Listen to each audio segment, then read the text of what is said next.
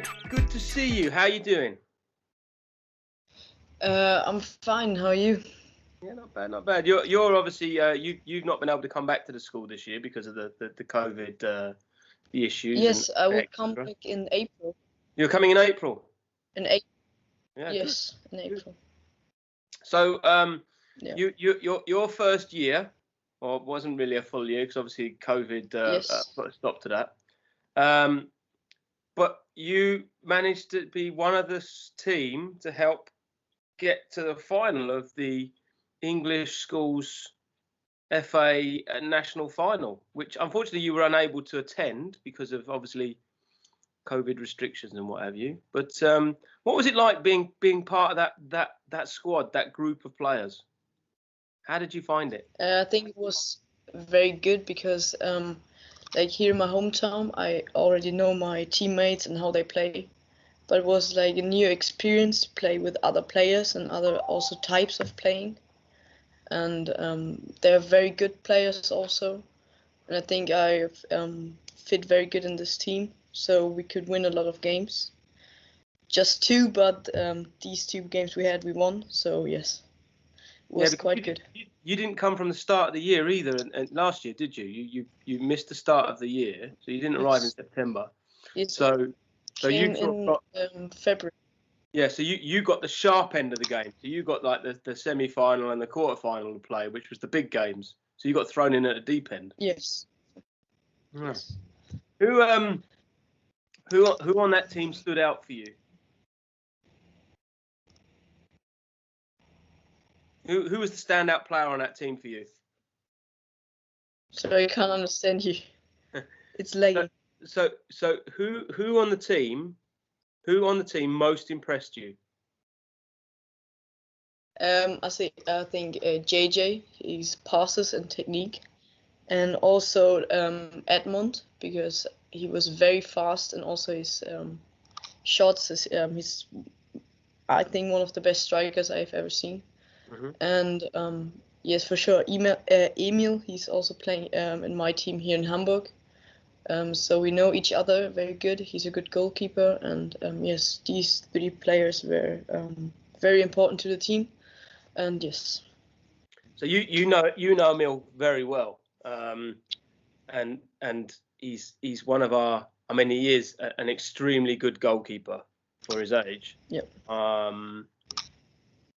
But I mean, how do you find him generally? I mean, is he different in have you been doing any training together recently? Now in COVID, into COVID times, or? No, yeah, just recently. Have you done?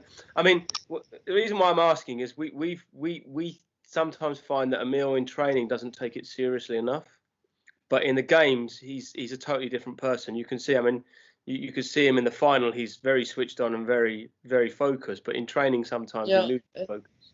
There's some trainings he's not focused enough, or just making a lot of jokes. But if it's getting more important, he will also get focused, and I think you can trust him. And yes, that's all I have to say about it. Did you watch the final? Have you watched the Yes, game? I watched the final, yes. What did you think? Yes, also, yep. I don't know, but you told me there will be a stadium. So the first thing was I didn't see the stadium. It was just like normal pitch. Yeah. But I think we played very good. Some new boys. I don't know the name, but he scored 2 goals. I think he was also very good. Yes, he was good. And our opponents weren't that bad, so it was a hard job, but I think it was very clear that we are the better team, and yes, it was important and good. I bet you wish you'd been there though, wouldn't you? Yes, I hope so, but maybe next year. Well, listen, so I'll answer the question. I'll answer your comment about the stadium thing. Obviously, if the final had happened when it was supposed to happen, So therefore, there would have been no professional football going on. We would have been in the stadium. That is traditional for the English schools finals. They play them in a stadium. Because it was postponed because of COVID, they had to. They basically tried to fit in, I don't know, 20 odd games, 20 odd finals, whatever it was, in a weekend, basically.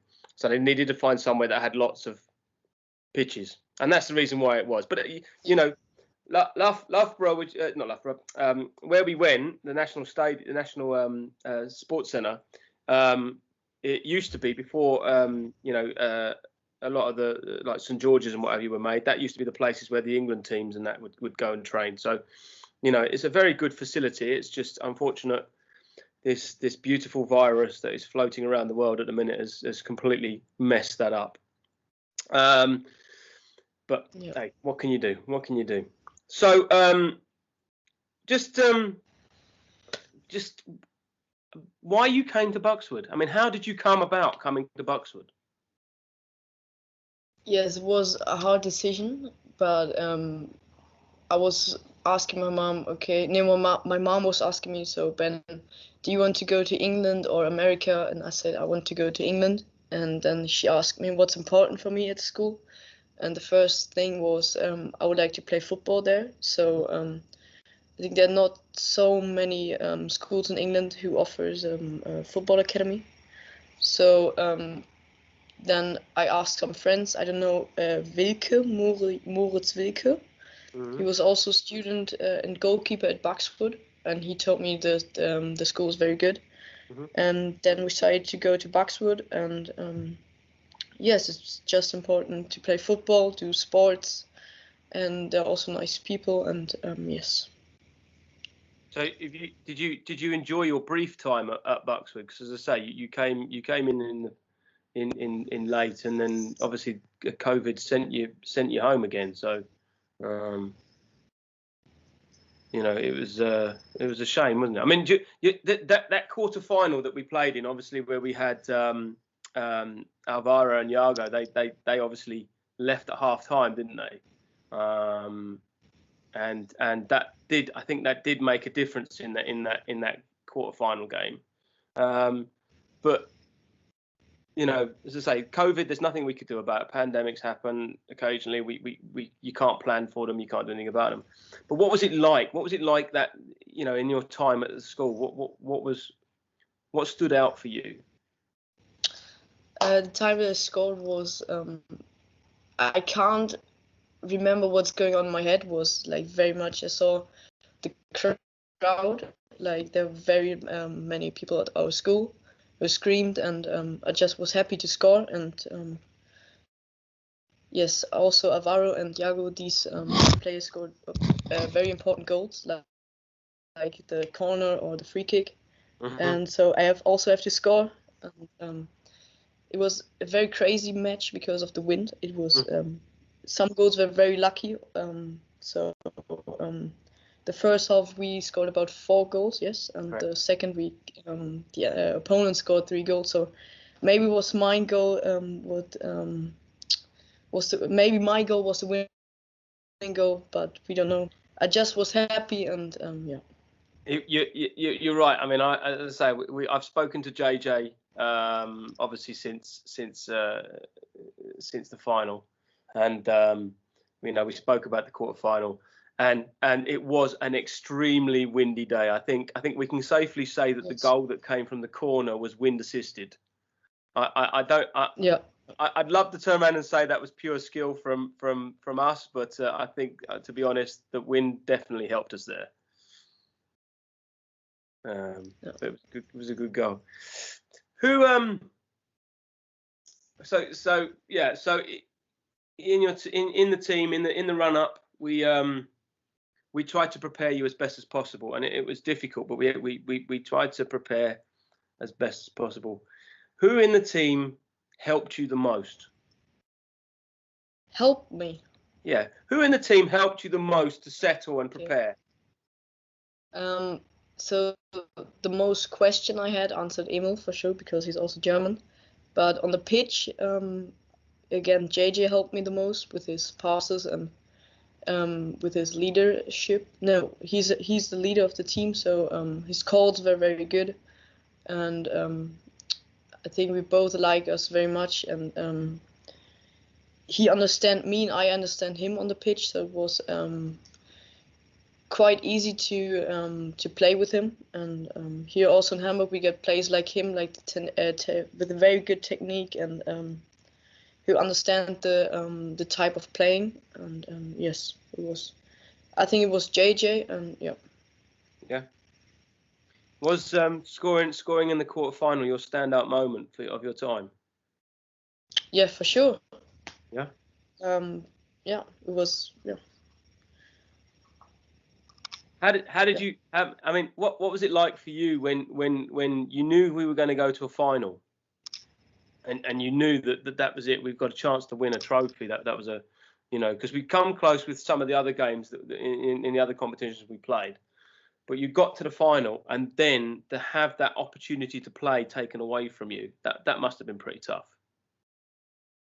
Yes, it was tough, but otherwise not, because imagine if I was playing the whole year. I was just playing 2 matches, so it wasn't that hard, but still I was annoyed. But if you told maybe for example Edmund, he can't play the final because of COVID, I think he would be more annoyed than me, because I just played 2 games. Mm-hmm. But it was still very tough, and yes. Like you say, there's plenty of opportunities to do more, and hopefully that'll come for you. In training, so I've asked this of everybody. In training, who was the biggest challenge for you at Buxwood? Who did you play against and you went, he really makes me work hard? And our team was Koki, because I think he's the best defender in our team, and he's big. He's very huge, and I would say I'm pretty small, so it was very hard to get behind him or to score against him. So I think it was him who was the best defender in the team. So yeah. He doesn't with Koki, and I agree with you. Koki is probably one of the best defenders we have in general. I think he's technically better than even some of the older players.